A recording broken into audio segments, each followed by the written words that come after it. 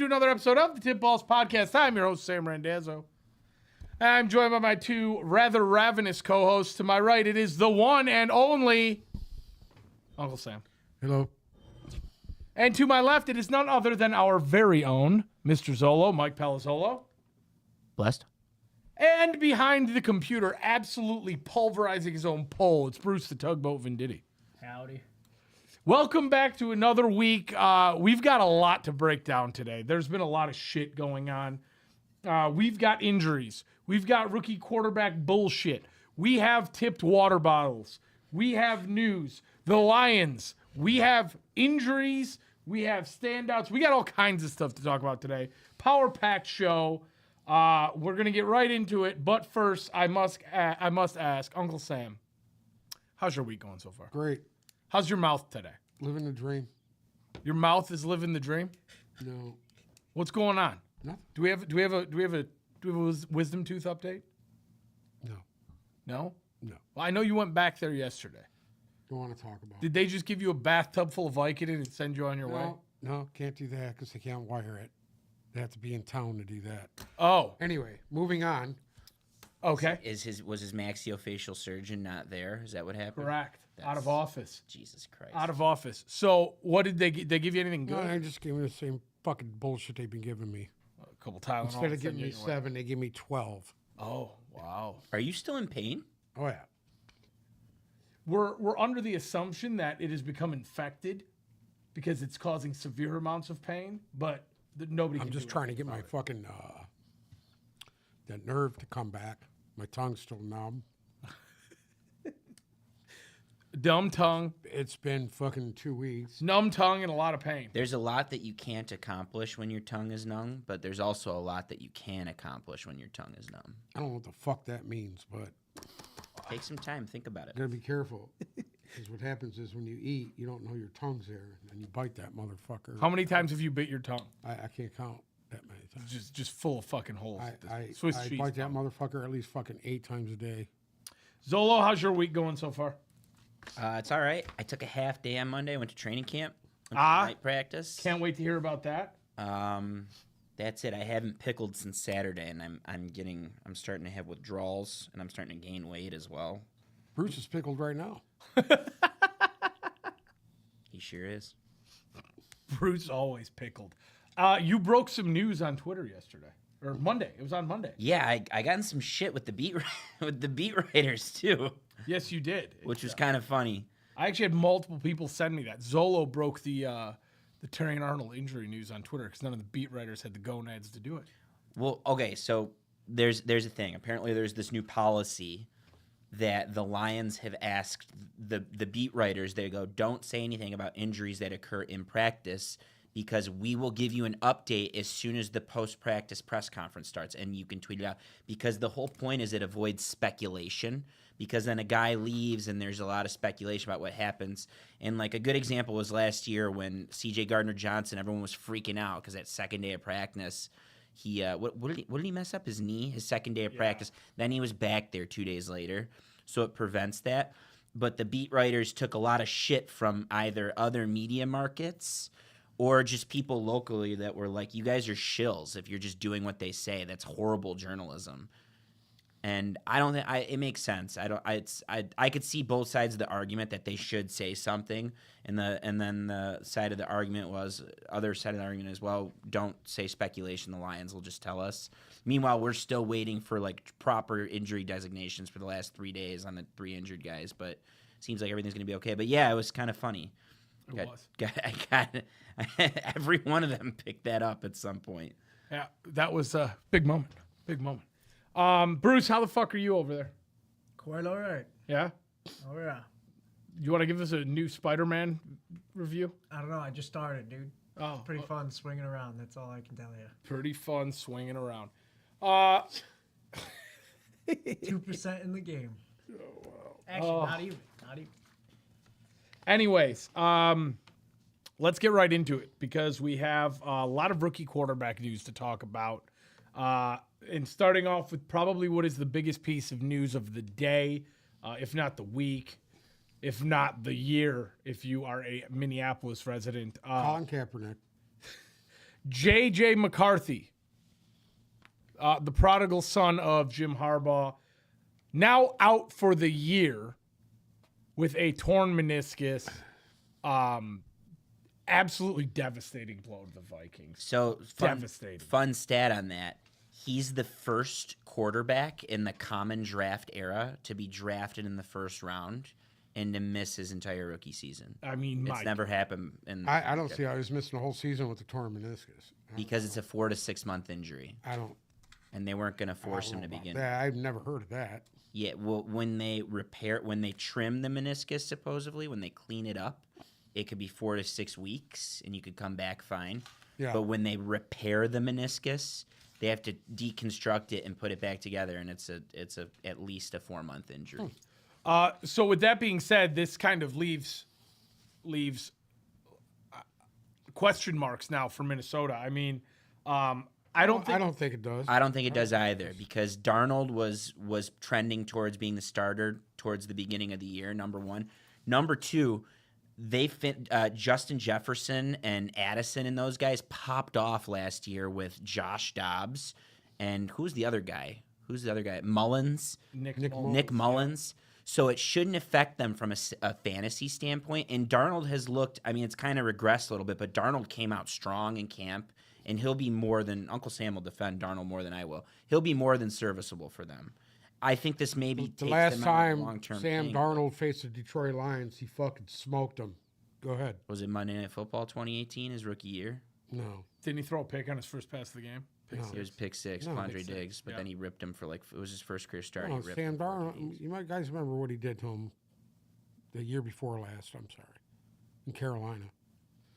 No, listen to me. Did he start that game? That was not Yep. Sam Darnold. Okay? That was Sam Darnold. That was the two-headed monster Bullshit. of Chuba Hubbard and Raheem whatever. Blackshear. Okay. No, it wasn't. No, it wasn't. It was Sam Darnold. You could. Sam Darnold. That was the game lit Chuba line. Hubbard went for Listen 200 to me. yards. No, it wasn't. That was the one dude. It wasn't Chuba Hubbard. It was Chuba Hubbard was on that team, but it wasn't Blackshear. It was the fuck is his name? I think he retired. Regardless, he's not wrong. Everything that happened was on the ground that game. Exactly. No, because he was making the passes. Sam Darnold went 15 for 22 for 250 and a touchdown. There you go. Pretty good. It's pretty good. Jared Goff was 25 for 42 for 355 and 3, and the Lions fucking lost. They lost bad. It was windy Donta and the Foreman. turf was There you go. unplayable. Donta Foreman, 21 carries, 165 yards and a touchdown. That was I think the a lot of that came in like the first quarter too. A lot of that came in the first half. second quarter they scored. It was 28-7 at the half. Yeah. Right. Yeah. Dan, tell us the good news. So do you think that the Vikings are in a position now, because obviously they still do have Darnold and they still have Nick Mullins on the depth chart? Do you think they go out and sign another QB at Yeah, this point? for sure. Well, they have to. For sure. If you look at who's left, Well, they still had Nick Mullins too. So Well, that's what I I'm don't know saying, if they do or not. they also have a fourth quarterback on the depth chart, and that's Jaron Hall. Jesus Christ. Yeah. Guys that are still out there: Ryan Tannehill, Trevor Siemian, Blaine Gabbert. What I sucks would is just roll with what I got. what sucks from the McCarthy standpoint is he literally turned so many heads on Saturday. He was ripping it up. He had a bad pick early on, and then he followed it up with an insane passer rating. He had that bomb, the 50-yard bomb, and he looked good. And he wasn't going to start the year probably, but he would have taken over at some point. By week 3, he'd have been the guy probably. But they have other issues. Jordan Addison left. I think he's okay, supposedly. We'll get to it later, but Jordan Addison left practice in an air cast today. And you don't have Hawkinson until at least week 4. Yeah. You know, so there's other issues in Minnesota. If he's healthy by then. That's exactly, at least. Yeah. So they have other fish to fry at this point as opposed to quarterback. It just sets JJ's development back, but he's a sponge. I'm not worried. Are we worried at all as Lions fans about the Minnesota Vikings? No. Not anymore, no. Oh, I didn't think so. I don't think they were worried about him from the beginning anyway. So. Moving on to Denver. We got to talk about Bo Nix. Because he had an impressive start in the preseason game this week. There was a lot of speculation about how this Denver quarterback room was going to pan out and who was going to be the guy, with Stidham being number 1 on the depth chart for a minute, and then Zach Wilson absolutely stinking up training camp, And there wasn't all that much chatter about Bo Nix until after this game. He was 15 for 21 for 125 yards and a touchdown. That's not a bad day. Not a bad day at all. Broncos ended up beating the Colts in that preseason game. Bo Nix, what he has over these other 5 quarterbacks is he played in college football so long, and he has so much experience that he can read defenses, and he's patient, and he makes the right throw. So even if he's not the most athletically gifted, he's going to look good because of the knowledge he has of the game, and it's showing. His Played pocket a lot of presence big games is showing. too. It's not like he Yeah, exactly. fucking He played in some huge games. Brand Played in new. Iron Bowls. He played in Pac-12 championship last year. But he makes compared to these other quarterbacks, he's going to make the proper read almost every time. He's not going to force a throw. And their receivers are decent. Tim Patrick was back for the first time in 2 years. I think he caught one of the Bo Nix touchdown passes. They obviously got Josh Reynolds now. They still have Cortland Sutton. So there's kind of a lot to like about the Denver pass game at the moment if it turns into what Sean Payton wants it to be. Fun fact, Bo Nix is 2 years older than Anthony Richardson as a rookie. Anthony Richardson, who's in his second year, That doesn't mean nothing. is 2 years younger than Bo Nix. Just fun fact Age there. means nothing for quarterbacks in this era of football. Bo Nix can be the next guy to play till he's 45. Probably. Do we think Bo Nix is going to be the week 1 starter in Denver? They'd be really dumb not to do that. They did move him up. I think that Peyton is kind of forming this kid into what he wants. And I think that's the best thing that could happen for him. He is now number 1 on their unofficial depth 'Cause chart with Stidham and then Wilson. When you look at it, they were in it in December last year. They were staring down the barrel of the wild card, and there's a drop off. Of course, AFC North is great, and we'll get to division predictions. AFC South should be great, but there's a drop off. They could seize a wild card spot. You know, there's 3 spots up for grabs, and they could get one. And if good quarterback play is the difference, like why not run it with Bo Nix? I don't think you're going to get that out of Zach Wilson and Jarrett Stidham. That's just my opinion. I don't either. I think that he's going to I would be surprised if Zach Wilson seize the fucking field. makes this fucking. He had it. He hasn't been great in camp, but he had a good Zach did. Wilson had a good preseason game. He was 10 for 13 for 117. The thing is, you like exactly what you guys said. Bo Nix has the experience to come out week 1 and be a starter as a rookie. Yeah. You know, he's not a junior guy coming into the league. He's a seasoned vet, even though he is in his rookie year. Jaden Daniels. I'm the conductor of this train. Conduct the train. Conduct the train. He's just good, and the element you forget is his legs, which I didn't realize because he makes great throws. I mean, he had great receivers last year in Neighbors and Thomas, but he makes really good plays with his legs too. And just watching him, it's a preseason game. Shouldn't get too invested in it. Just watching him, he looked like Heisman Jaden Daniels at LSU in that first game, and he's been that way all camp. And supposedly they're starting to get aggressive now, looking for another receiver because they think they could seize. Zach Ertz has looked good all of a sudden. Jahan Dotson's looked good because of this. So I'm driving this train. I think Their Jaden Daniels receiving is going core to is solid. Their receiving core is very solid. Are you so I don't know if you guys heard the rumor of the 3-way trade that's trying to get formulated right now between San Francisco and San Pittsburgh. Francisco, the Raiders, and Washington. No, what's the scenario? Brandon Ayiuk ends up in Washington. Devontae Adams ends up in San Francisco, and the Raiders end up with 2 first-round picks. What do we think of that in a hypothetical world where that actually somehow pans out? Because it probably won't. Look who it pans out for, though. I mean, San Francisco. San Francisco obviously gets a very good receiver, and they can dump the bullshit that they got going on right now with Aiyuk, and then turn around. I mean, you're getting 2 first-round fucking picks.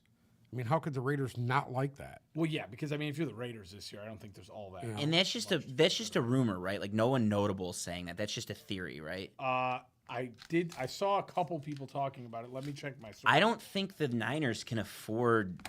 I don't think they could afford Devontae Adams. It still sets back everything that they're trying to do. I mean, it's not like they couldn't afford him. I think they could. The problem is they'll be cap fucking. That's what I'm purgatory. trying to say. That's why they can't by afford next him. year, not this year. You need to Next- prioritize Purdy and Trent Williams over the receiver because you can get. I'm going to be honest with you. At this point, Trent Williams is. Are you gonna say old? He's right there, dude. He's right at the end of his career. You know, But he's still- and the Purdy he's still thing, good, dude, though. They can still fucking sign him. They don't have to pay him top dollar. They can still sign him and get away with Adams. And what do you think about Deebo Samuels and Adams as a fucking duo? Yeah, I mean, that's fucking Devontae scary, Adams goes no? a long way. I don't think it happens. I think we're still Yeah. Ayuk to Pittsburgh or Ayuk to Washington would Saints. be really good for That's them. his high That's where school They would college have one of the teammate. best That's- receiving cores in the league. They played together at Arizona State, Ayuk Yeah. and Jaden Daniels. If you're Washington, I'm kind of surprised you haven't figured out a way to make this trade happen yet. Because, like Uncle Sam said, they until recently they like their receivers. Now, Yeah. I think they're going to try and capitalize because I think the division's more open than we think there. And I don't know if I they're do too, and I told you guys in the beginning when all this fucking shit had ended, that they're a sleeper. I got a feeling that they could make the playoffs and do some damage.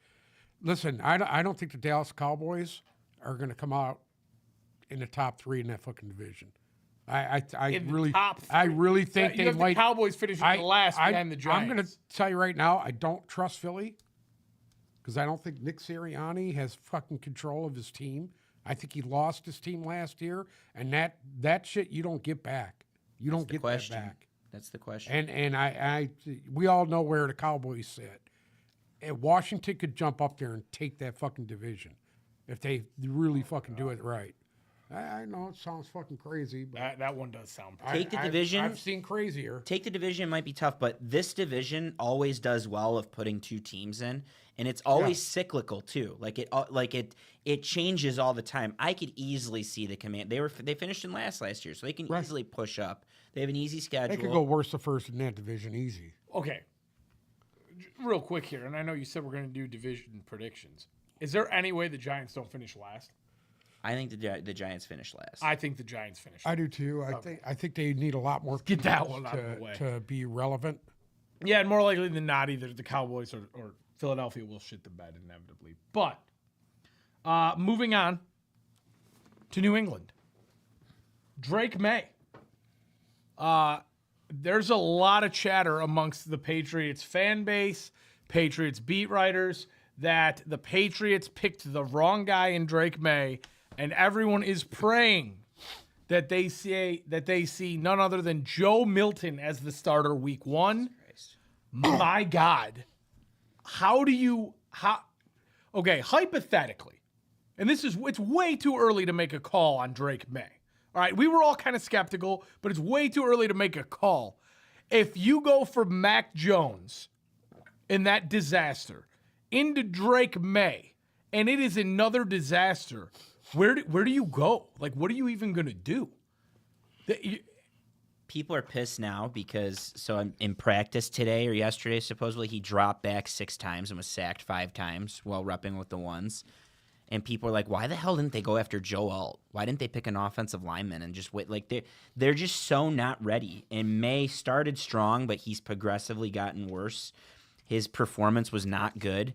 And on Joe Milton, don't bite that, please. As Michigan fans, we bit it for a second and it bit us in the ass. Tennessee fans bit into it last year, bit them in the ass. He's got a cannon. He's not going to come out there and be a world beater. He's really dumb and a very poor decision maker. So I wouldn't bite that. It's going to be Jacoby Brissett's He's a team. really good athlete. And you can It's just see his that. arm. It's just his arm. It's not even, well, he runs good too. I mean, at this point, what's your options between him and May? What's your No, options? it's Your Jacoby option is Brissett's both the guys. starter. Right. Jacoby Brissett's going to be the one that starts. Right. I just think I think they're going to finish in last. Oh, without question.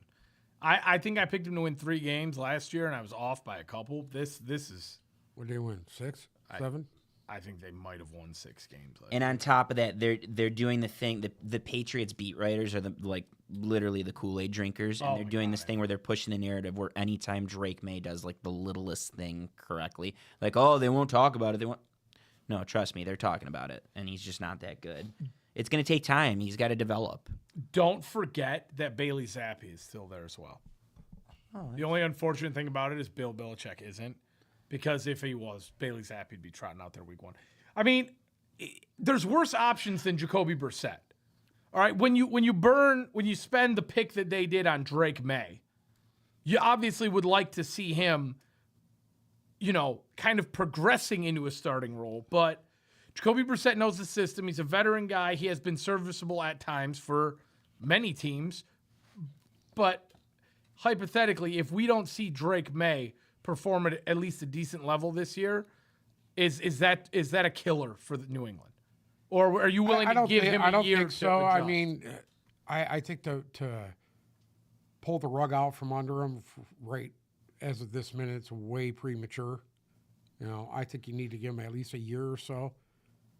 If he can't get out there and start by next year and be a fucking solid So you're willing to give him the year to figure it out? At least a year. You got to. Zach Wilson got more of opportunity than he should have. Are we looking at the next Josh Rosen here? No, I think you're looking at the next Zach Wilson here. Would you rather be Zach Wilson or Rosen? Yeah, but Zach Wilson was young, dude. Yeah, but He's a Zach fucking Wilson's been kid. embarrassed so many times, Yeah, I know. man. I know. My He's had more than every opportunity. He has had every different type of shit sandwich served up to him. We have to take a minute to talk about Uncle Sam's favorite quarterback from this class, who we probably won't see play any meaningful football for at least the next 3 or 4 years. I wouldn't say that. Michael Penix, who played in the preseason game for Atlanta. What did you take away from his performance? His first NFL performance. Nobody throws the ball like him. Out of all these guys, nobody throws the ball like he does. What? His deep ball accuracy is fucking off the charts. Off the fucking charts. Zolo, what did you see out of Michael Penix? Yeah, I mean, same. Going back to Bo Nix, one of the things that Bo Nix brings to the table is he's always going to make the right read, and he knows not to force throws. And that's what they're going to have to teach Penix, because the arm is there. He can make the throws that he needs to make when the time comes. And I think He's better than Bo Nix. I'm not comparing the two of them. Yeah, you don't have to get defensive when it comes I'm not to getting Michael defensive. Penix. I'm just saying he's better than Bo Nix is. I mean, talk just- about a that's the cannon. point. Michael Penix, he made some great throws in the preseason game. His I'm fucking sure. reads were perfect in that game. I don't know if you've seen any of it. I've sent the tip balls for you guys, but his reads were spot on. His reads were good. He got into a rhythm, and once he got into a rhythm, the ball started just popping off his hand. So That's what it does. I know you're on medication right now, Yeah, okay. but what I've got to ask, you think that there's a chance that Michael Penix over the next 3 years beats Kirk Cousins out for Michael the starting Penix job? will be the starter within that third year. Godspeed. Third year, yeah, I could totally. He will see be that. the starter. I mean, he at least playing. Like, I could see playing time. He'll be starting by then. Because I don't see Cousins there the next 3 years. You do know don't. who else is in that quarterback room for the Falcons? No, I don't. Taylor Heineke. What about him? He's there. Listen, I'm surprised you're not he's a dog. You're not rooting for him right now. And I'm So- surprised Detroit hasn't actually contacted Atlanta to bring him in to be the backup here. I think that would be a great fit for him to be backing up Jared Goff. Kirk Cousins? No, Heineke. Oh, Heineke. Taylor Heineke. Oh, sorry. My head was down. Gary No Football in the chat saying that they need Tim Riggins. Who? I don't know. Somebody needs Tim Riggins. Who is Tim Riggins? What? Who's Tim Riggins? Who's Tim Riggins? It's Garrett. What the fuck is that? That's Tim Riggins. Whatever. He's beat just like Garrett. He had a stupid haircut like him. Go ahead. Speaking of Tim Riggins being behind us, we do have some. We have changed the studio up a little bit. We got some fresh threads up behind us now. Odell Beckham came down, as did Jalen Waddle, as did David Johnson. So we have some new. They're out of the ones on the sides are out of view. But Brian Burns represented here now. Tyreek Hill represented. Jalen Hurts represented, and none other than our father who art in Vegas, Tom Brady, on the wall behind us now. Greatest quarterback ever played a game. Dan Marino. Speaking of Tom Brady, did you see that he's going to start doing weekly vlogs? Nobody cares, dude. So you're going to be able to watch I am- a week in Tom Brady's life every I week now until don't the end give of time. a fuck what Tom Brady's doing. You know what Tom Brady would do if he's smart? What? Go away and never go on fucking TV. Well, he ever. said in the last vlog that he was still doing the exact same training routine that he was doing when he was playing, just in case he does decide to come out of retirement. So, just in case. Some people stay too long and tarnish their careers. Like Aaron Rodgers. No, like Tom Brady. Just saying. There's some center issues going on in New York right now. Remember that? With the center not being able to get the ball to Aaron Rodgers, that's going to be a little bit of an issue. Actually, Aaron Rodgers. Actually, regarding that issue about how Aaron Rodgers can't catch a snap, we just wrote an article with it that you can check out on www.sportology.com.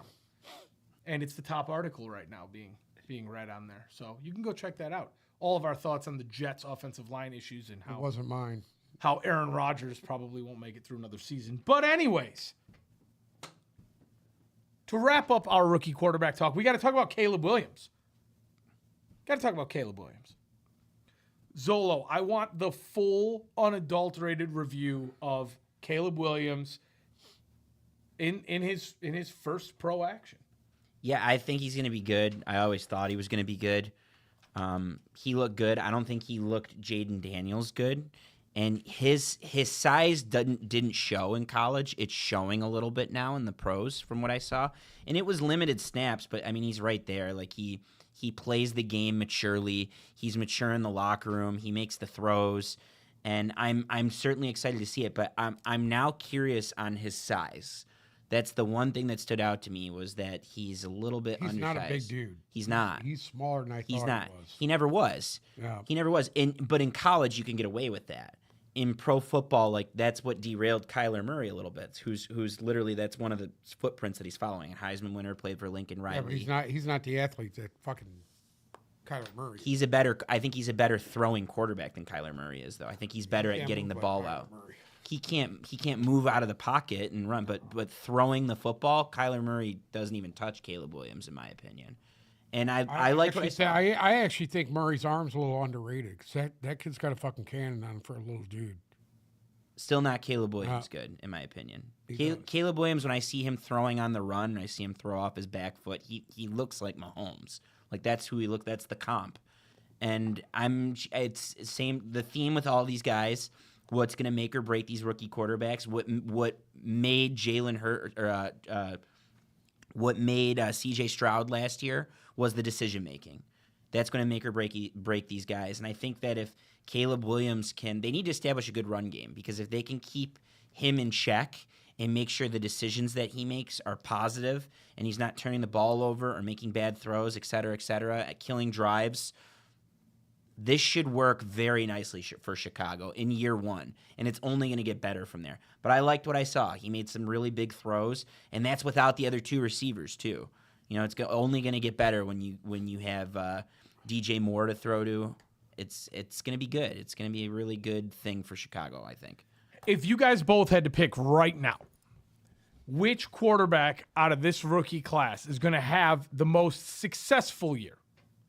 Who we're going to look back at, like, maybe not as highly as we're regarding C.J. Stroud after last season, but the guy who we're going to look out on and be like, oh, he was the standout from that class in year one. Daniels. Who do you think it is? Jaden Daniels. Jaden Daniels. Yeah. So you're both in agreement there. Yeah. Well, Penix isn't going to play, so you'd have to say Jaden Daniels. There's just the hiccups aren't going to be there with Jaden Daniels. Right. The hiccups. He's good. He's good to go right now. He can do everything that his offense asks him to do. He has the size. He has the arm. He has the legs. He played college football for a really long time. He had a lot of momentum going into the season. I just think he's got a lot going top for him. competition. Yeah. You don't play in the fucking SEC and not play against top competition. And not that the others didn't. Of course, McCarthy did. Of course, Caleb Williams did. Of course, Penix did last year. Next. Yeah, Knicks. They same, played each same other. drill. I mean, they played each other, what, Same three drill. fucking Knicks times? did at different levels, of course. And there's the age and longevity. It's just when I see all these guys through 1 week, I could see I could see the maturity in Jaden Daniels. I could see how he's matured enough as a quarterback to where he can come, step right in, and make a lot of noise. I mean, nobody, you guys didn't even miss a beat there. At the end of the year, Jaden Daniels is going to have a better year, a more successful year than Caleb Williams. You guys didn't skip a beat. I think so because I think even though they've surrounded Caleb Williams with the best possible team that they could, that normally doesn't happen with a rookie fucking quarterback at all. I still think Daniels is going to a better situation. I'm not saying that Chicago's a complete and utter dumpster fire because they're not. I like their coach. I like the Eberflus dude. He's a pretty stand up dude. And Whoa, what? Why do we like Eberflus all of a sudden? You know what? Getting to see him on the Hard Knocks thing and seeing where we hate Eberflus here. we don't like Eberflus. Listen, I'm just saying I respect him. We laughed about Eberflus. I like him. I respect him. We all thought he should have lost his job last year. He's a former linebacker. I respect him. Oh, whatever. Yeah, he was like top of the list last year for losing his job. Yeah, he was on the hot seat all year and somehow managed to slip by. It was him and Brandon Staley for the biggest joke of the year. The Lions got lucky they beat them fucking last year. They should have lost to him. They did. That's fine. They still went to the Am I wrong on that? No, they should have lost twice Yeah, for sure. should have lost. They still went to the NFC title game though, so it's fine. Anyways, They should have won. They had anybody Kendall with a Vildor. brain calling the plays. But anyway, okay. Getting into some injury news here. Right off the bat, Giants rookie running back Tyrone Tracy left practice Monday in an air cast with a right ankle injury. Do we have any word on how long that's going to sideline him for, or if it was anything major? They took him to the hospital for X-rays and then literally brought him back later on in the day. And I think he's going to be okay. I mention him only because they're starting to become really high on him. They think he's going to be very impactful for them this year. And he's been getting a good bulk of snaps over Devin Singletary. So I think there's going to be a lot to like about Tyrone Tracy, and that's why I put him in the conversation. He should be back week 1, but maybe this is why the Lions. yeah, he don't ran want all over the injury Lions. speculations. What are you gonna do? What'd you say? I said he ran all over the Lions. It is what it is. Another Giants rookie, Malik Neighbors, now day-to-day with an ankle injury, but everything is pointing towards him being ready to play. He's in a week fucking 1. monster. That kid's gonna. I'm be not a really gonna good lie, pro. he's going to be a really good pro. He looks really, really good. He looks seasoned, dude. Yeah. He's a good route runner, dude. He can go deep. He can do it all. He's like Devontae Adams. He can do it all. I think that's what sets him apart from these other guys. Well, His athleticism is off the charts, and he can do it all. it's hard to believe right now, especially with the other guys in the receiving room for the Giants, that he does not absolutely have an incredible year. His fantasy stock rises every single day. I mean, You're looking at a guy that's going to get 15 targets a fucking game, dude. Yeah. At least. At least. and as he should. He should. Another blow to the Vikings today. Jordan Addison carted off with a leg injury. Whenever you see that word carted off in there, That's not good. yeah, that's usually not too Carted good. off thing. When they got to get a cart to get him off the field, that's not good. They say he might be okay because Kevin O'Connell spoke afterward with Diana Rossini from The Athletic.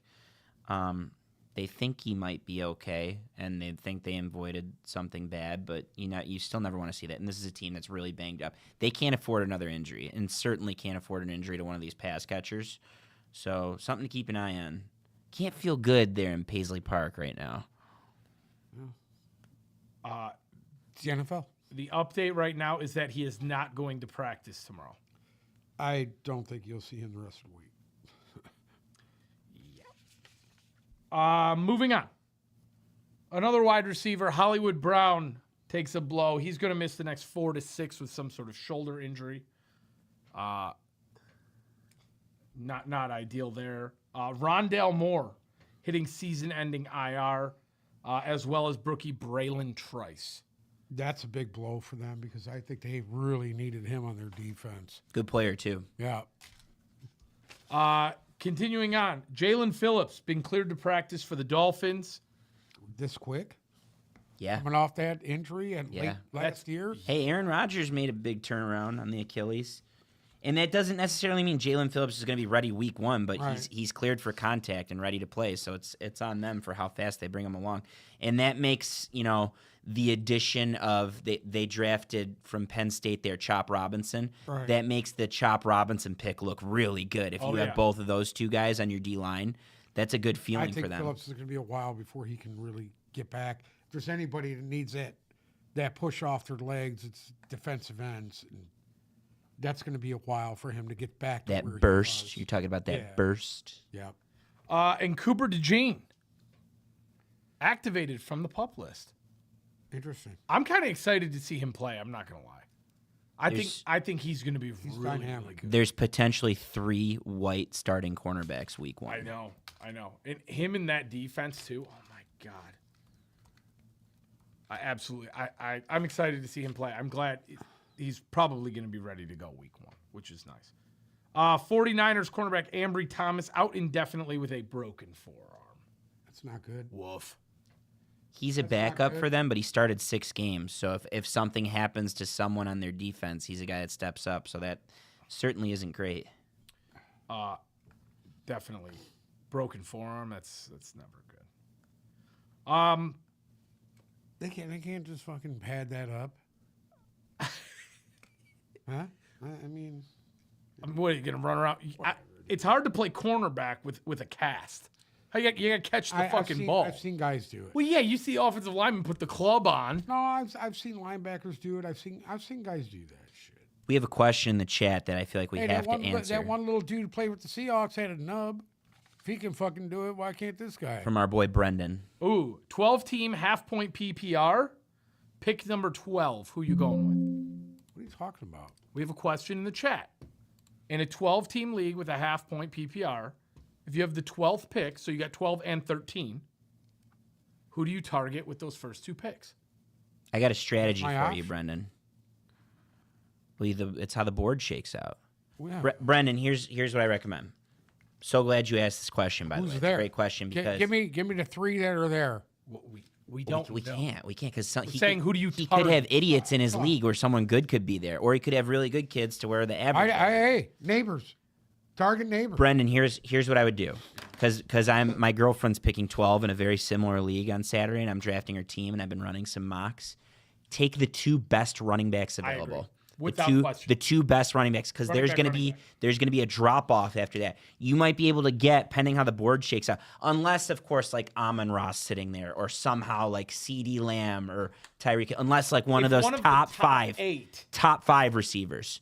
Top 5 receivers have to be sitting there. Yes. Because the running backs are going to drop off. Right. So there should be 2 good running backs there. Take them both there, and then you can get it like Uncle Where's he Sam picking said. 12? 12 out of and 12. 13. So we would have 12 and Well, 13. here's your other option of that. If you can't get one of the top 5 receivers, take the best tight end on the board. That is the absolute Worst. fucking worst. Piece That's of the advice worst anybody's advice ever. given. You want to know why I did that last year? Realistically, if you're picking at Who'd you 12, take? Kelsey?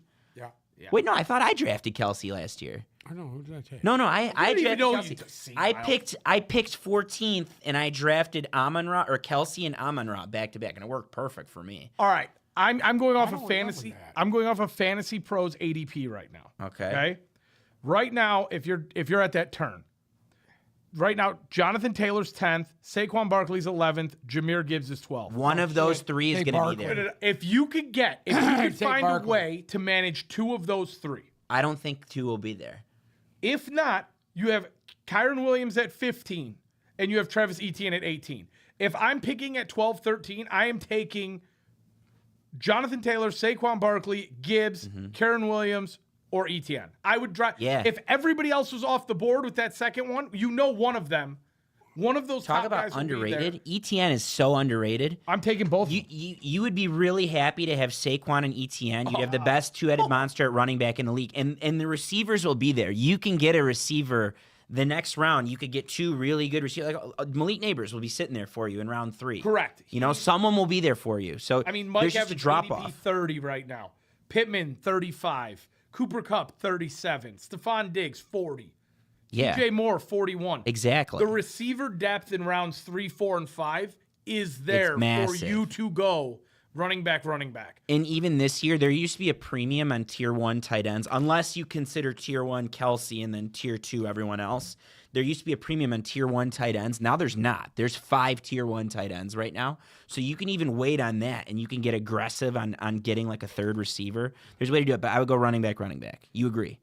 Without question. This is a running back year because the receivers are not going to fly off the board like the running backs are, and you have a lot more receiver depth. Me personally, as far as tight end goes, if somehow in some mythical fucking fantasy world Sam Laporta falls in your lap round 3, you consider it. He'll be gone. He'll be gone. Yeah. Right? Yeah. If you're in round 5 or 6 and a Mark Andrews falls in your lap, that you consider. Other than that, I love the value of Evan Ingram at pick 82. Trey McBride. Jake Jake Ferguson should be in the 90s somewhere. Jake Ferguson, 81. Yeah. Brock Bowers at 98. I'll take the flyer on that, too. There's a rumor they're going to utilize the shit out of Brock Bowers, too. I mean, no choice. Personally, for me at tight end, and I don't want to go on too much of a fantasy tangent here, but I love that grouping of Ingram, Njoku, Ferguson, Bowers, and honestly, even if you miss out on all those guys, Dallas Goedert at 108.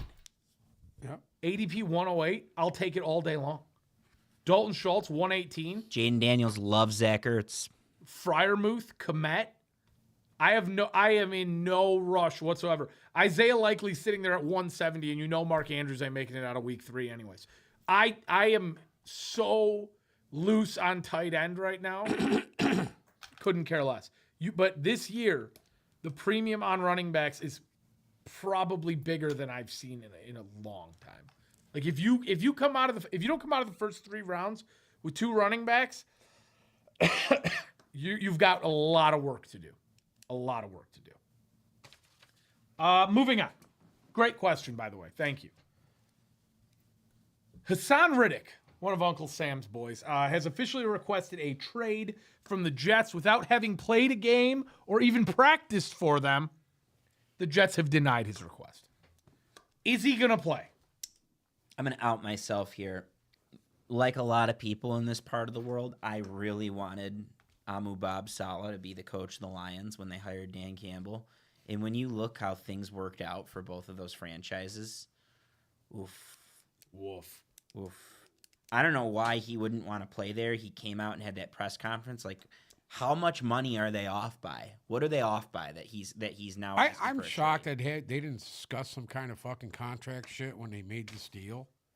That's to me, that sounds kind of fucking odd, but no, that doesn't sound odd. It's a little odd. These guys did not have some kind of number in mind that they were going to have to sign this guy by.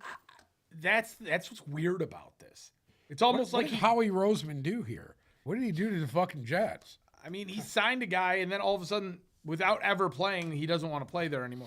Honest to God, I don't know if this is as much of a money issue as he doesn't want to be there issue. It could be both. That's a very odd situation. Both. It's odd because of the press conference. I think it'd be kind of neat to see a guy get traded twice before he plays a game. Yeah, that would be awesome. Jerry Jones.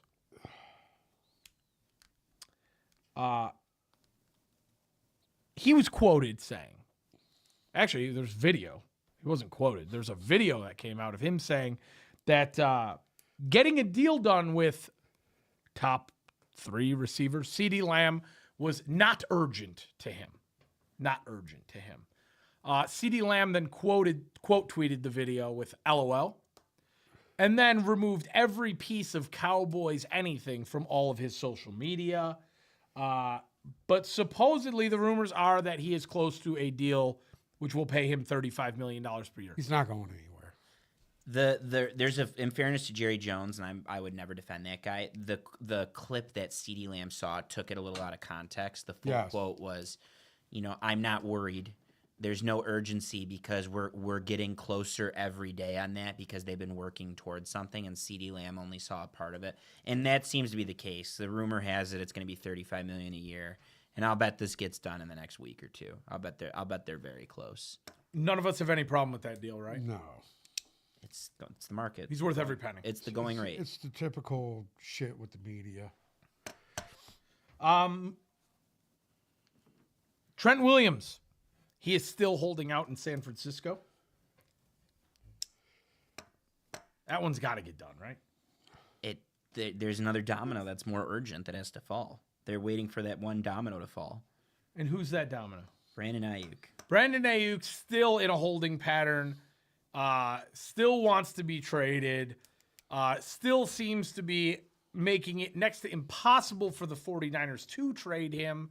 We talked about the speculation online about a three-way and Devontae Adams being involved and him getting his wish and going to Washington. How does this end? Right? How does this end for Brandon Ayiuk? Because You know what? I really don't give a fuck. I hope this lasts right into the season. Yeah. well, if it lasts I into the hope it season, goes he's right going to Please, play. please drag. I hope it lasts right into the season because it'll be a nice big fucking distraction the whole year. Good. If it hypothetically, Let it if keep a going. deal doesn't get done before week 1, do you think he plays? Yeah. I think I don't think he can pass the money up. I think this gets resolved in the next couple days. And You I do? know I said that last week. I think this doesn't drag past into next week. Where it's at right now, according to some people, is the Steelers are done. It's a done deal. He has the contract agreed to. The Niners are just deciding if there's something that can be done. And on the Niners end of things, they're telling people that they have one last hurdle to get a contract done. So they just have to make a decision. Are we going to sign this guy or are we going to trade him to the Steelers? But he has a deal in place with the Steelers. The trade with the Niners is in place for the Steelers, so that the two elements that were needed with the Patriots and the Browns are done with the Steelers. He's as good as a Steeler, unless the Niners decide they want to get over whatever that last hurdle is, whatever it may be. Maybe it's guaranteed money. That's my guess. If the Niners pull the trigger on that front, so he's going to be a Niner, he's going to be a Steeler. It's going to be one of the two. It's just decision making. It's a matter of when it gets done. And maybe the Niners are doing due diligence on another trade to see if they can bring someone else in to fill his shoes. Maybe that's what's going on. Is they're trying to see if they could afford to lose him. But I think that one way or another, this is coming to a head very soon. The other situation, Jamar Chase. He is under team control through 2027, which makes this all more odd. I mean, you're holding out with 3 years left on your deal. To me, that's ridiculous. I'm going to be totally fucking honest. Come on, dude. I could see if you were in your last year. But, man, 3 years? You're still under contract Even for second to 3 last years? year. Even second to last year. Then you negotiate is what you do. But you don't hold out. You negotiate. I think he plays. This guy though. right here at this point, who is better than he is? Who are they going to find better than him? They're not going not. to find anybody better than him. Well, and that's how I think he knows he's got him in a corner. Either they got to fucking bite the bullet and fucking pay him, or they just say, you know what, fuck you, get on the field, or just stay home. I think they'll play. Stay fucking home. I'm with you. I think they're going to pay him. I think this gets done. I also think that he's going to show up. Even if he doesn't have his deal, he's going to show up. He's going to Yeah, I just think that's bullshit. He's got 2 years left on his fucking deal, dude. I agree. 3 years. Yeah. That's bullshit, dude. Yeah. It's a little premature. It's very premature. Come on, dude. The Patriots have now opened their ear again to listening to offers on Matt What the Judon. They are beginning to, quote unquote, shop him. Who's the fucking GM over there? It's some guy. The Some guy that's guy? been. I can't remember his name. Let's see. I will find out. Elliot Wolf. And he's just the interim. He's just the guy pulling the trigger in the meantime on stuff like this. Okay. He was their former director of scouting. So they're shopping him. Yeah. Okay. Again, as soon as this came out, there's a little bit of connection to here. That's He ain't coming here, right? bullshit, dude. We can forget No, about. Brad Holmes is not going to fucking pay this guy the money he wants. That's not going to happen. So you think that one's? I just don't think it's going to happen. They have a people think, and that's how they're going to play it out. Could they use Judon? Would he not be a fucking stud here? Absolutely, he would. But you know what? That's not the way they're doing it. I think sooner or later that kind of thinking will come back to bite you in the ass. But I mean, so far it's worked. And it also came out that the Patriots have not changed their offer from the initial offer they gave him prior to training camp. They have not budged. They have not come up at all. The original offer that they made him prior to training camp is the offer that stands for him right now. So if he chooses not to sign it, he will play for $6.5 million this year, which is quite a discount for a guy like him. Wow. I thought you were going to say like 16. No. No. Now, the only other thing here is if you're the Patriots, why not pay the guy? He seems to be the backbone of your defense, which is not atrocious. He's an aging player. Yeah. And I don't know if they want to continue to do that Patriot way to bring a veteran in and then keep him for a while. And I don't know. Think they're going to Matthew Slater him? Sign him, cut him, sign him, cut him. Patrick Chung. Patrick Chung him. Does anybody get fucking signed and released more than Patrick Chung? Patrick Chung. Signed, released, signed, released, signed, released, signed, released. The Patriots cut Juju Smith-Schuster. Listen, how this guy, the only one that's deservingly being talked about being cut more than Juju Smith-Schuster is your boy Allen Robinson. I mean, come on already, dude. What are we doing here? Huh? I mean, gotta hang it up. When Antonio Brown says that you guys are making a fucking big mistake when he told the Steelers that when they chose not to pay him, go with Juju Smith-Schuster, the biggest mistake they've ever fucking made. That's it. Gerard Mayo came out and made a statement regarding Smith-Schuster. His health was a big part of it. And then also allowing young guys to get in more reps. They got a nice little core of young receivers that they're trying to get acclimated into their fucking system. And I think they would rather give the targets to these guys than giving it to an aging fucking walking body bag on the field. So it makes sense. People close to him have said that he has been in talks with the Chiefs. There you go. He's going to go back to Kansas City when Kansas City didn't want him. They didn't want him. Right. Do nothing but drop balls. The Browns rookie defensive tackle Michael Hall arrested for domestic violence incident. Uh-oh. OH. That's never a good one, especially if you are a rookie. Never a good way to start it out. The Browns also extended linebacker Jeremiah Owusu-Koramoah. Did I get that even? Was I even close? And he's good too, by the way. He's one of the worth best. every penny that he's getting. 3-year, $36 million deal for him. The Browns lead the league in contracts over $10 million per year. How are they affording to They do have what like they're doing? 13 guys or something like Especially that. with Tug and Rub. How are they going to afford that? You're paying your quarterback fucking $58 million a year. I don't know. Guaranteed money. I don't know. That one's mind-boggling to me. Justin Simmons, interesting one here. He's deciding between the Falcons and the Saints. I like the idea of him in Atlanta. I really do. Even the Saints, put him on that Saints defense. You're talking they're even better. Any way? Are you guys leaning either way on him? Do you think he ends up in one place rather than another? I think the Falcons need him more. I don't know. And I don't know what the intel's been saying either. I know he visited Atlanta second. Curious how that plays out. He did make a post on his Instagram story today. It was a highlight reel of him playing for Denver, and it said, "More glory, you get all the praise. Thank you, Lord." So maybe there's a chance that Denver is still involved in this in some way, shape, or form. Other safety news. Tracy Walker, a name we're all familiar with here. He signed with San Francisco. It's a shame. Interesting. Whatever. It's a shame. Godspeed. Godspeed. Bud. Godspeed, bud.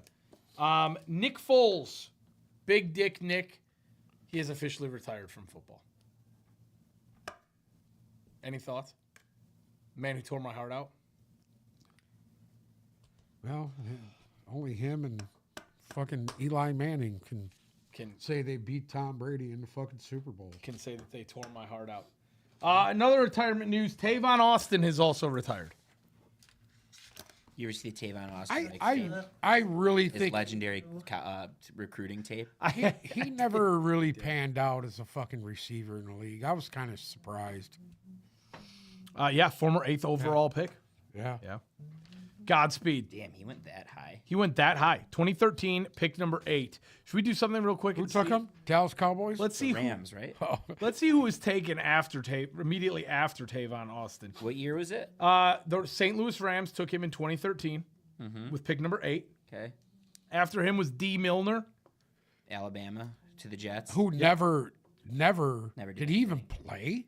I wanted him here. I want to say he played 1 year. He's bad. Wow, this was a pretty shitty draft. Eric Ebron should be right there. Chase Warmack. Chance Warmack. Chance guard, Warmack. Chance Warmack. Alabama. Who drafted him? The Bengals, maybe? Titans. Titans. DJ Falker. Tackle Fluker, for Fluker. yeah. Alabama. He was also Alabama, yeah. DJ Hayden.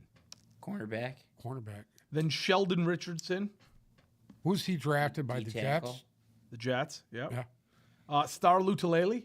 He was in the Oh, league yeah. for a while. He was with Carolina. Kenny Vaccaro.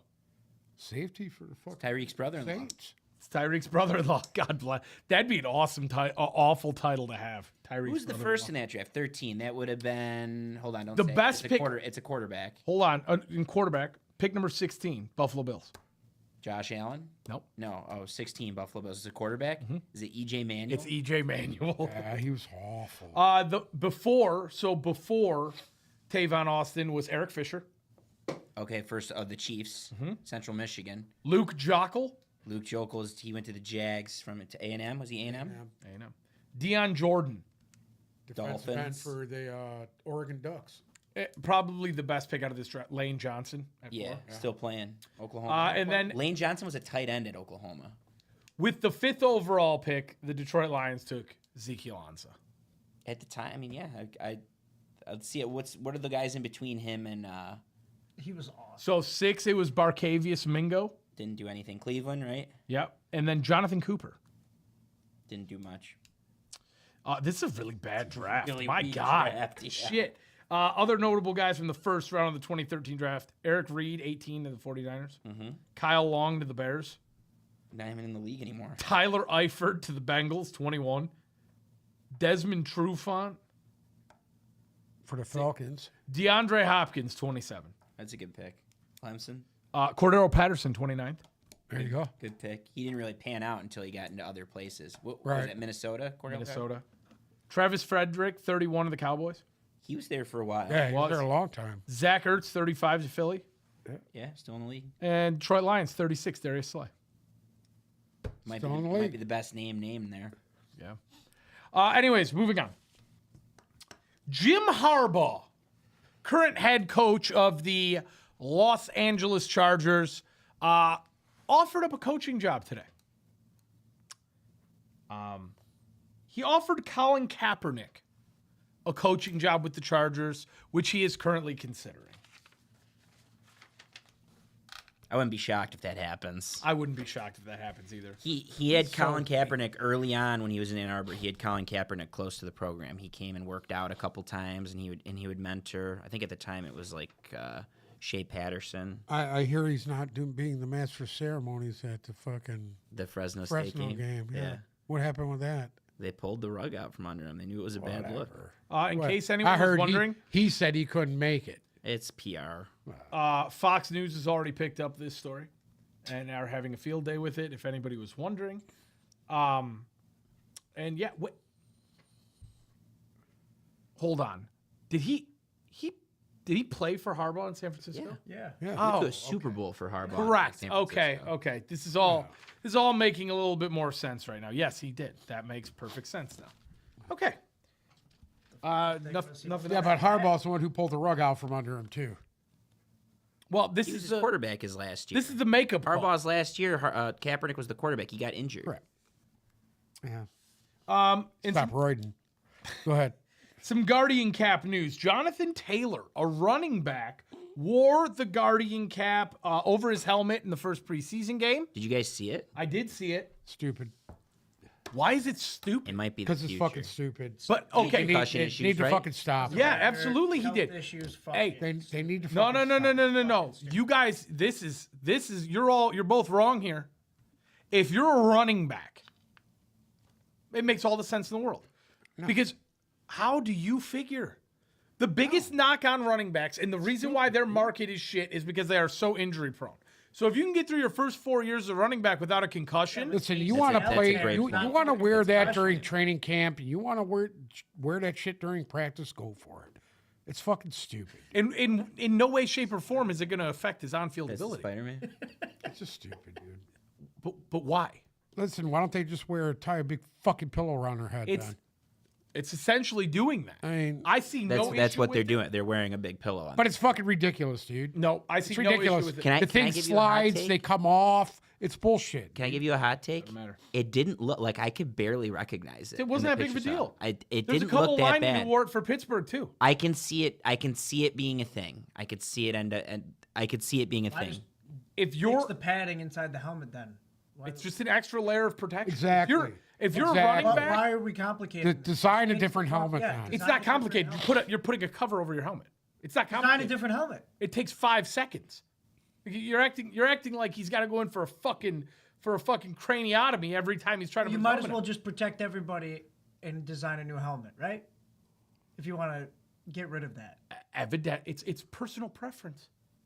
The running back market is depleted due to Listen, the injury. minute a guy gets fucking tackled by it and gets his helmet ripped off, they're gonna fucking say that it's fucking not any good anymore. They'll come up with something stupid. Or they'll come up with a rule. That's a come new up with a rule. You're not allowed to about grab anybody by the helmet. You're not allowed to grab it. Exactly. Helmet right now. So I see Can't no grab issue. Valley's fucking halo. What are we doing here, dude? What are we doing? It's fucking stupid, dude. No, disagree. Design another helmet then. If you're Design like, a better padded helmet. hypothetically, you're a guy who's dealt with concussions like Tua. If you're Tua, I would wear one, no questions asked.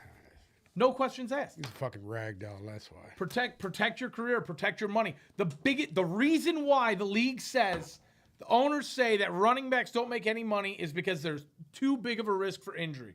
That's why their contracts take such a hit. If you can do that and you can make it through your first 3-4 years in the league without a concussion simply by putting a condom over your helmet, Watch it not do shit. Brain damage is Watch it indeed very not stupid, do Steve. Shit.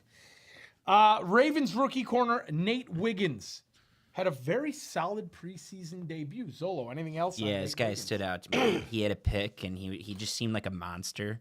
And I remember he was on the table here. He was on the table for a lot of teams, and a lot of teams were sold on his size, and it stood out. And I think he's just in that long lineage of stout Ravens defensive players. I'm excited to see what he does. Was there any? Why wouldn't the Lions have taken him? I think we lucked out with our two as well. They both were good too. I just think Wiggins I'm stood just out. saying, really they well. had a chance to take Wiggins They above did. They did. two that they took here. They did. You're right. That makes no sense to me. They got a good one. Lions got a good one. Was there anybody who stood out rookie wise to you in the first week of the preseason? Anybody who jumped off the page at you? Looked really good. Michael Penix. Anyone besides Michael fucking Penix? I'll tell you who didn't look good, and I seen a glimpse of an article, and I did not read it. That tackle, this Manu guy for the Lions, dude.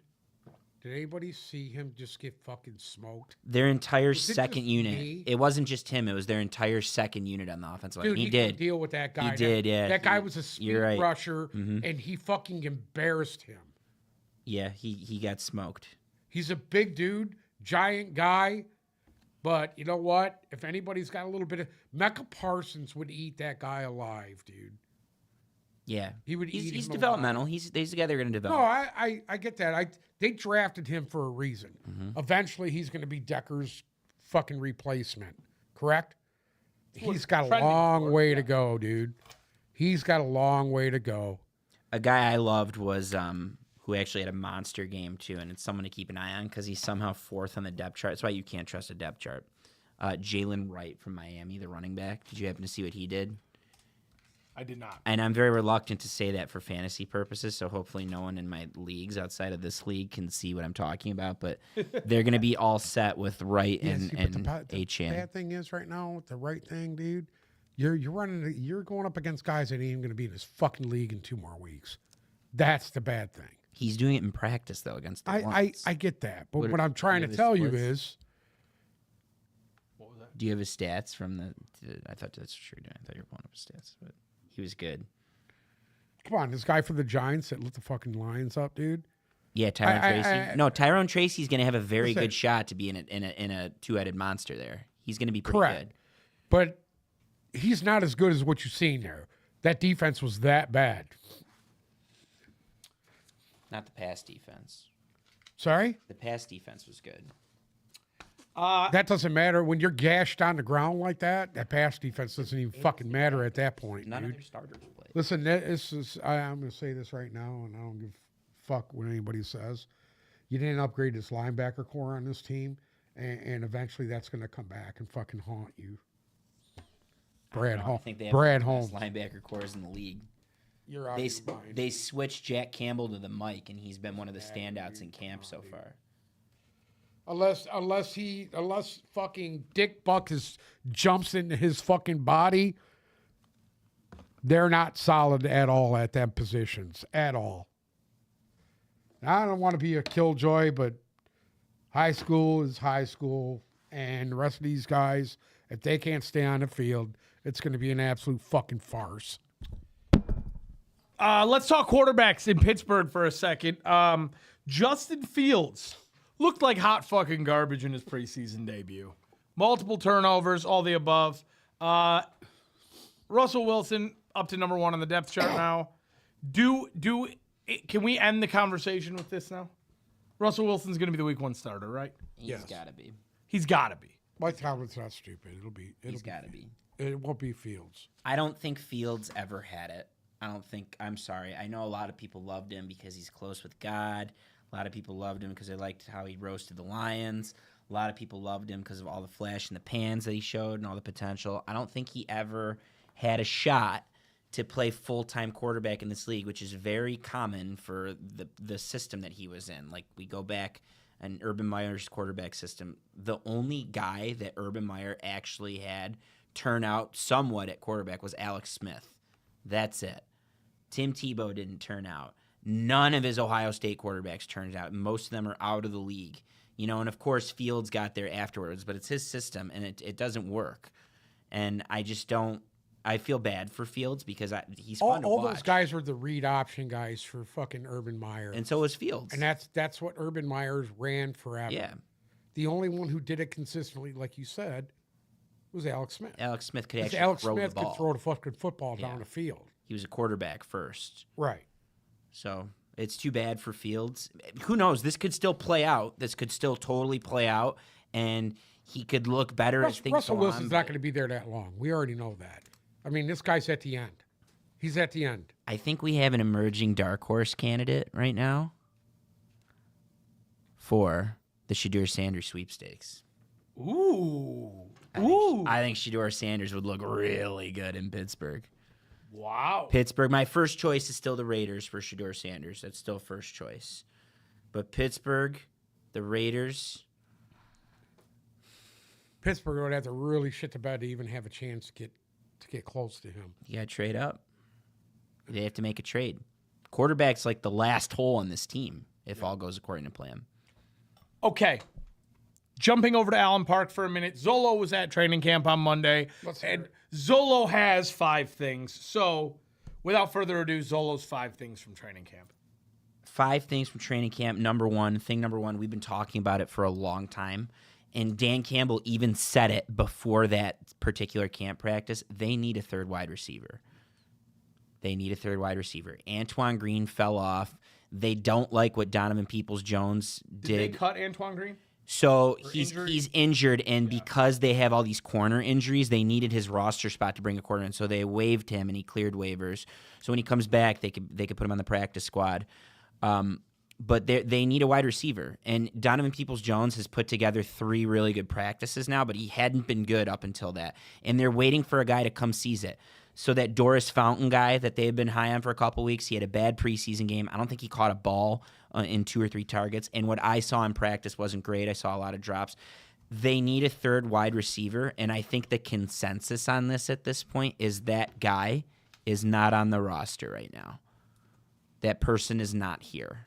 That's not good. Well, No, it's okay. You go out and trade for someone. You go out and sign a free agent. I still think Michael Thomas would be the perfect fit here. I don't know why they haven't called Michael Thomas yet. I mean, that one jumped off at me too. Why not? What does he want?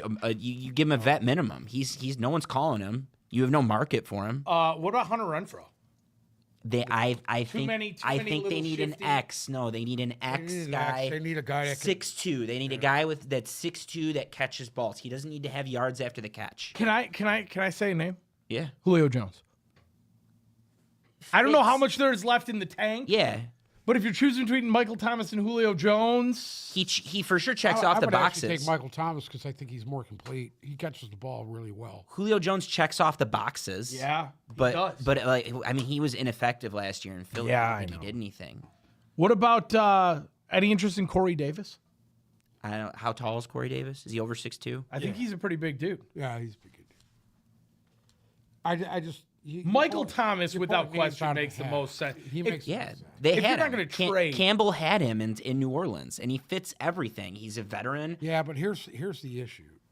Michael Thomas is kind of a head case, and I think he doesn't want to bring that element here, and I think that's why you haven't seen him signed here yet. I think you're right. I think he doesn't fit that Campbell Holmes profile. I think that's the only reason it hasn't happened. That's why he's not a Lion. Yeah.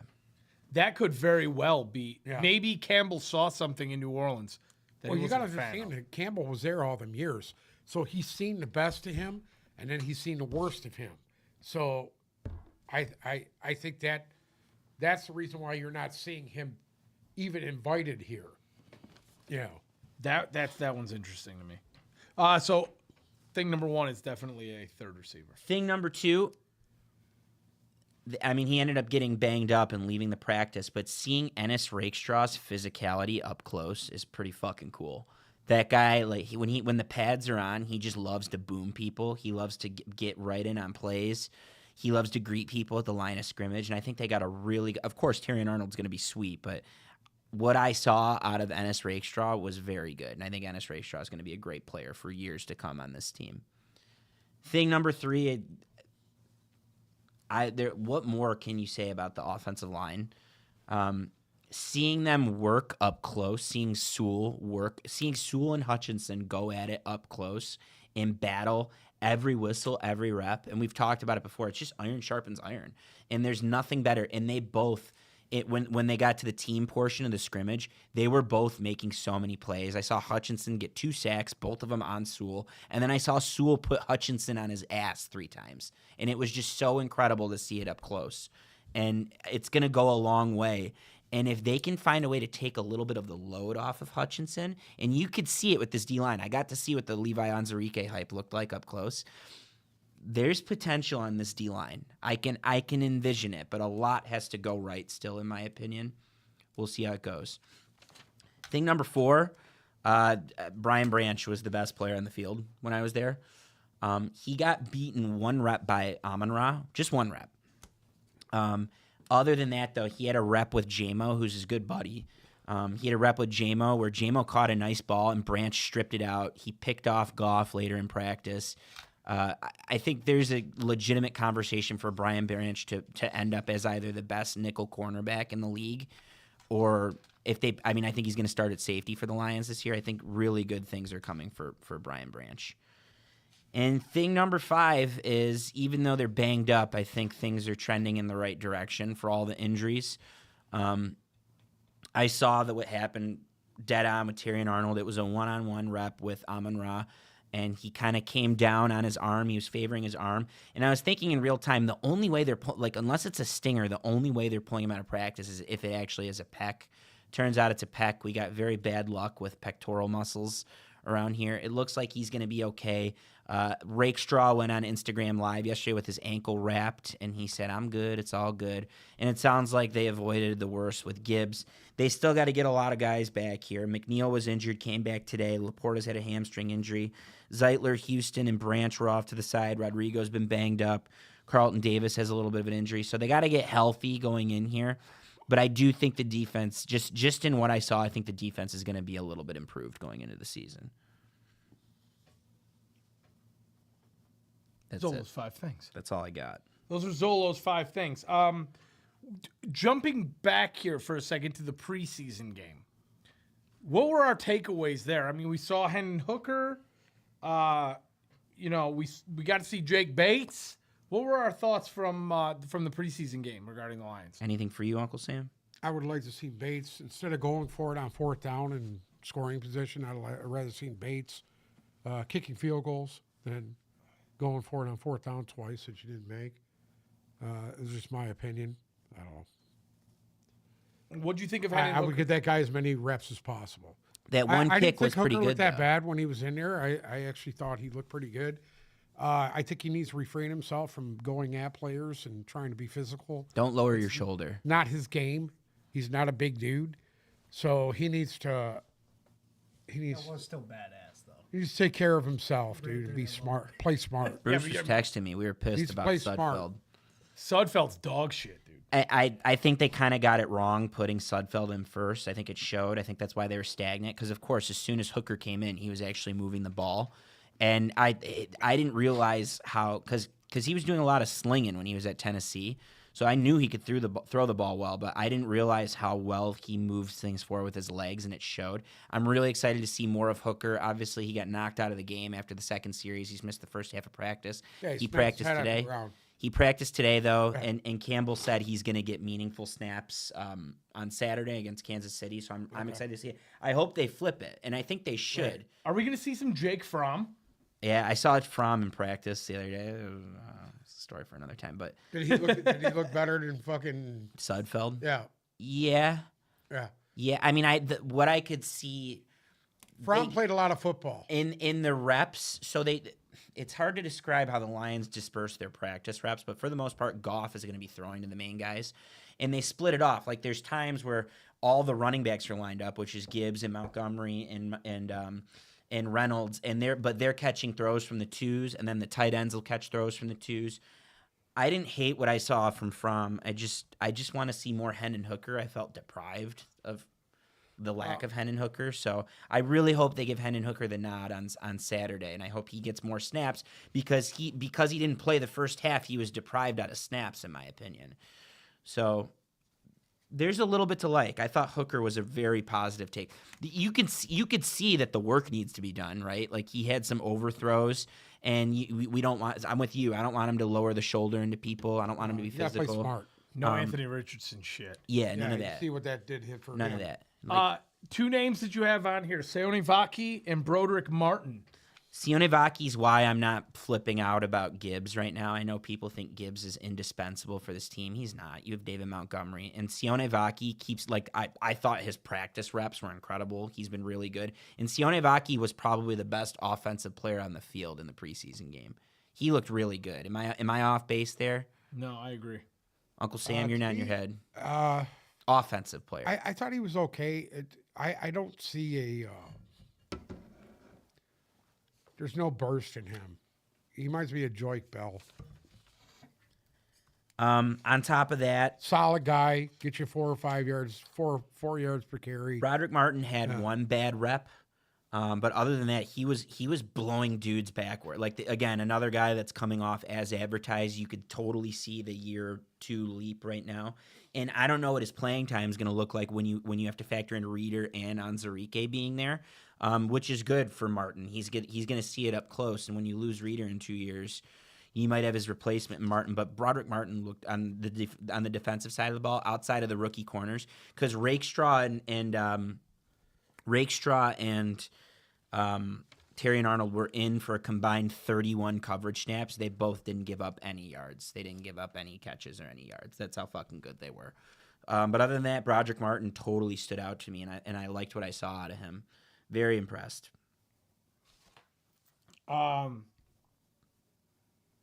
You had a couple other guys down on here that were waived. Duron Gilbert and Essing Bassi. Yeah, Bassey's the guy they just signed. I don't know anything about him. I just put him on there for shits and giggles. Bruce, is Durant? Who's the guy from Brother Rice? I think that's Gilbert. Is that Gilbert? Yeah. It sounded like Gilbert was going to actually make the team, and they were very high on him, and now he's on season-ending IR. And Campbell, I told you guys a couple weeks ago, when the staff singles out a guy to talk about him, it's usually pretty positive. And he had been talking about Duron Gilbert. So Brother Rice, local He kid. is the Brother Rice guy, yeah. Local kid, and it doesn't look like things are going to pan out. But he was good. Bruce was texting me during the game, and Deron Gilbert looked good, but he's out now. And then, of course, Morris Norris had a big camp, but he didn't really.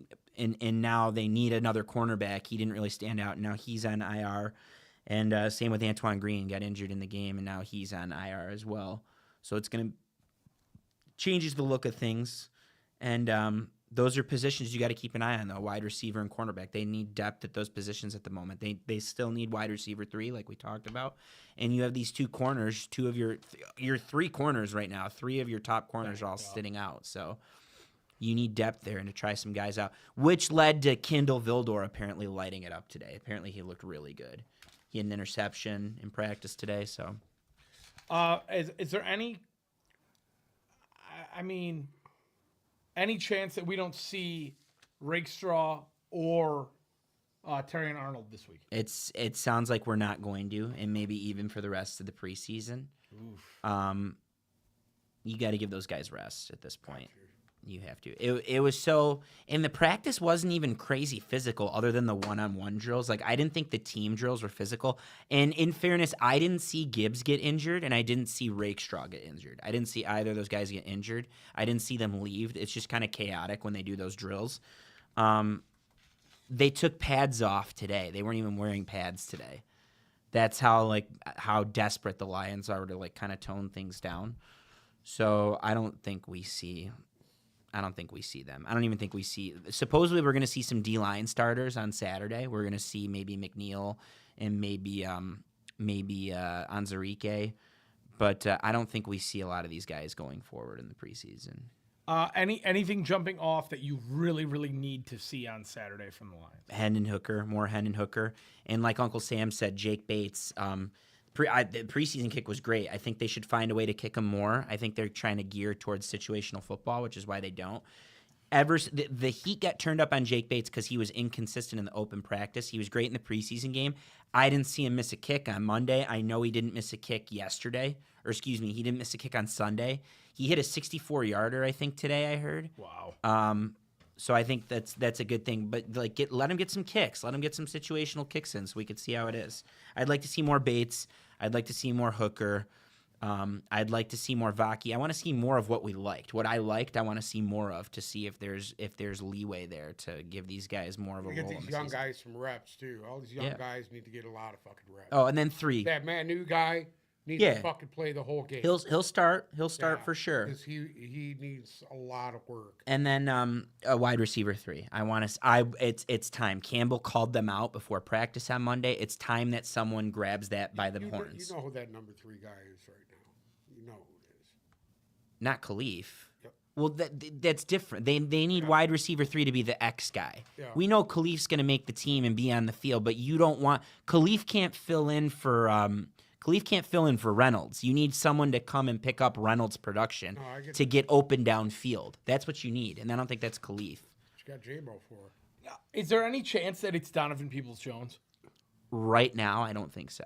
Right now, I think Donovan Peoples-Jones gets cut, but that's a guy. That's a guy to keep an eye on for Saturday because he followed up a bad start to camp and a bad preseason game with only good practices. His name has been mentioned the last 3 practices.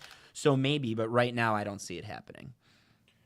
And the only other guy, realistically, because Is it Fountain? we're not talking about Tom Kennedy, it's Darius Fountain. Yeah. If they're trying to keep it in-house. I don't know if either of those guys are your answer. I don't think I don't think the player's on the roster. I think there's someone that we don't know about. Someone's going to get cut or whatever. I trust them with this decision. Sean McVay and Matt Stafford were on Pardon My Take this week. I saw they asked Stafford if he was rooting for anybody specifically after the Rams were eliminated from the playoffs, and he said no one in particular. Yeah, it's a good answer. Good answer. Yeah. Solid answer. But they did spend some time talking about what playing the playoff game at Ford Field was like. Sean McVay was great. I listened to this last night, finally. So first things first, we never got any good, like, these guys are the best interviewers on the planet, in my opinion. I don't know if you ever listen to them. I don't know if you agree. I do. There's no one better. And I don't think I've ever heard a Stafford interview like this before, because he didn't really give a lot of interviews around here that I could think of. Stafford was real. I don't even love Stafford anymore, but it made me feel really good that he was ours at one point. He was really good with them. So I highly recommend, if you guys haven't, listen to Part of My Take with Matthew Stafford. And Sean McVay was on last week, and they were ball busting Sean McVay about punting with 4 minutes to go and giving the ball up, which I thought was hilarious because they have that rapport with coaches. They could ball bust them. And Sean McVay goes, you know what? Like, he goes, the craziest, the loudest environment I ever played in was the 2018, I think he said the NFC Championship game in New Orleans. And there's a clip of Robert Woods talking to me saying that we're going to handle our business with the noise. And they played it on the board and the crowd went crazy. And he goes, I've never heard anything louder than that in my life. He goes, Detroit was double that. He goes, Detroit was so much crazier. He's like, my dad was at the game, and he said it was nuts when I was running out of the tunnel and getting booed. And he's like, my dad was laughing the entire time. And he goes, it was so loud. And we talked about this the next day on the show. It was just so emotional. He goes, we walked in, and it was so loud, and every seat was filled, and they were going crazy the entire game, and you couldn't hear anything. And he's like, it sucked to be on the wrong side of it, but it was the best atmosphere I've ever been a part of. Sean McVay said that. Stafford admitted to it. Yeah, it's cool. You should listen to both the interviews if you guys like football. I'm going to break some news. The Patriots have finalized the deal to send Matthew Judon to Atlanta. Wow. The exchange is a third-round pick next year. So Judon officially going to be an Atlanta Falcon. That is one resolve there. Shocked. Usually doesn't end with trades. Shocked. But when you hear the team leaking that they're working with people on a trade, it happens. Usually it's going to happen. And they needed Dallas Turner. Atlanta needed a pass rusher. They needed Dallas Turner. They went with Michael Penix. They got ripped for it. Then they drafted Braylon Trice, who's out now. No, so this makes tons of sense for them. Right. Great pickup for Atlanta. Great pickup. I'm guessing there's going to be a deal that comes along with that will be announced here pretty shortly. So outside of that, do we have anything else to add today? Nope. Nothing? You don't want to talk about Michael Penix one more time? No. Are you going to be a Falcon guy now that Michael Penix is there? Are you going to be the Falcons guy this year on this show? That's you. Well, I mean, that's not my That's guy. you, Desmond Ritter. Hey, listen, you better look out for Spencer. Look out for Spencer Rattler to take Derek Carr's job. Just keep an eye on that one. I might be a Saints guy this year. Zolo, anything to add? Yeah, happy birthday. Thank you. Not yet. Not yet. Friday. He's not going to be Happy here. early birthday. Yeah, all of you. I will see you guys in a couple weeks because I'm going to be abroad. We might have to put out the Leon bat signal. Oh, God.